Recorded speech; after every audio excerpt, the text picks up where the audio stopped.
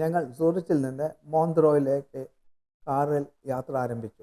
Geneva തടാകത്തിൻ്റെ വടക്ക് കിഴക്കൻ തീരത്തും സ്വിസ് ആൽപ്സ് പർവ്വതനിരകൾ ചുറ്റപ്പെട്ടതുമായ മോന്ത്രോ സ്വിറ്റ്സർലാൻഡിലെ വൗഡ് മേഖലയിലെ ഒരു മനോഹരമായ റിസോർട്ട് പട്ടണമാണ്. വലതുവശത്ത് മനോഹരമായ ജനീവ തടാകമാണ്. പാച്ച റെസ്റ്റോറൻറ്റിൽ ആയിരുന്നു ഞങ്ങളുടെ ആദ്യത്തെ സ്റ്റോപ്പ്. ഇതൊരു അൾജീരിയൻ റെസ്റ്റോറൻ്റാണ്. വില കൂടിയ വസ്ത്രങ്ങളും പാദരക്ഷകളും വിൽക്കുന്ന ഒരു തുണിക്കടയാണ് ഇത്. വില കൂടിയ സ്ഥലമായതിനാൽ വിൻഡോ ഷോപ്പിങ്ങിന് ഇത് അനുയോജ്യമാണ്.